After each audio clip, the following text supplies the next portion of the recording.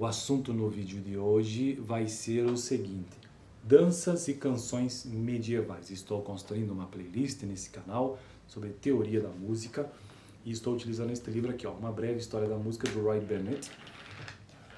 Pequeno livro, são os cadernos de música da Universidade de Cambridge e são alguns volumes, na verdade, destes cadernos, né?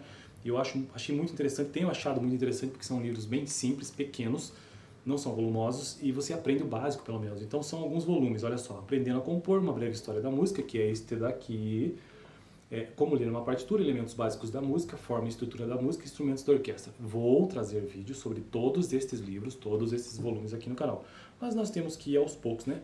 E aí eu estou, então, no capítulo 2 deste livro, que trata sobre música medieval. E a música medieval, nós já aprendemos que ela vai ali em torno do ano 800 depois de Cristo até 1400 mais ou menos. E aí o que nós temos durante todo esse período é o canto-chão, são os órgãos, o paralelo, o livre, o melismático, os compositores de Notre Dame, o Perotin, que eu já estava no vídeo passado, o Léonin, além de também outros assuntos que tratarei adiante. O conductos, né, os motetos, e hoje, então, nós estamos entrando num outro assunto que são danças e canções medievais. Eu não sei absolutamente nada sobre isso, nunca ouvi falar, apenas aquela coisa de filme, né? Vamos ver o que nós temos aqui. Bora lá. Em sua maioria, as danças e canções medievais são monofônicas, ou seja, a textura de uma só linha. Então você tem uma linha melódica, né, monofônica. Por exemplo, né? Durante os séculos 12 e 13, lembrando que música medieval do ano 800 até 1400 aproximadamente, então século 12 e 13, 1200, 1300, 1400, houve intensa produção de obras na forma de canção, portanto já na Baixa Idade Média, porque a Idade Média, se eu não me engano, é dividida entre Baixa Idade Média, Alta Idade Média, que vem antes, e Baixa Idade Média.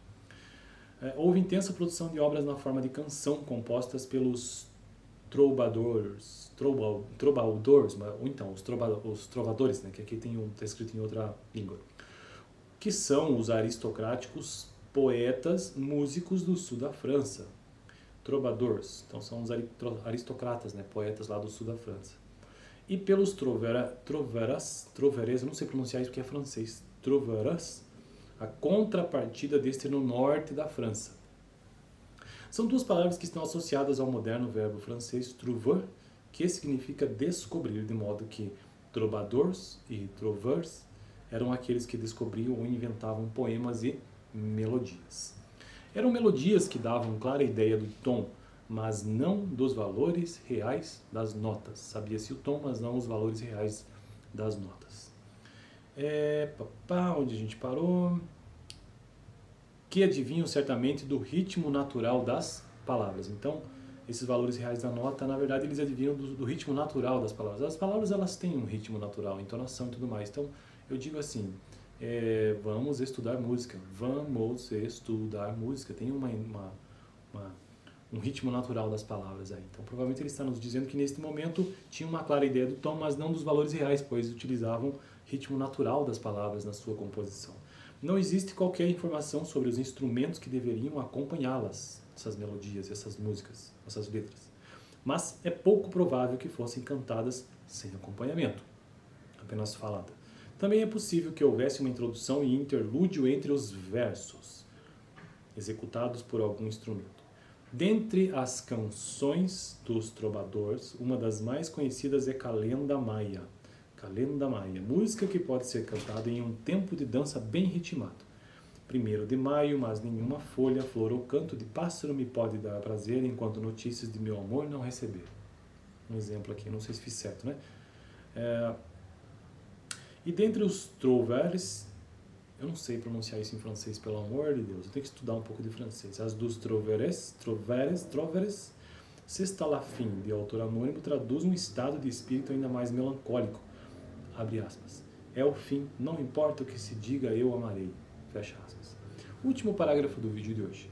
As formas mais populares da dança medieval foram a estampie, provavelmente dança sapateada, e o saltarello, ou a dança saltitante.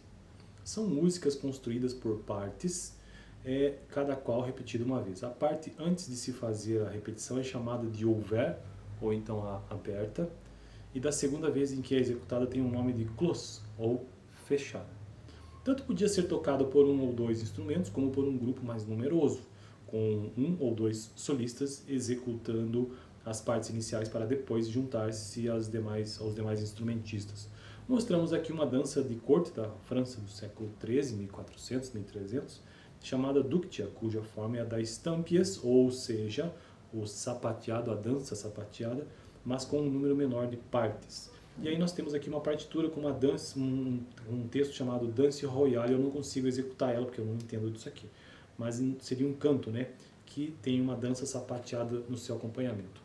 Ou o contrário, né, existe uma dança sapateada chamada de Stampie, que eu não sei se é assim a pronúncia em francês, que também existe uma letra, uma música, uma canção. Bom, eu fico por aqui. No próximo vídeo eu quero tratar sobre instrumentos medievais. Não perca semana que vem, porque vamos conhecer quais são esses principais instrumentos.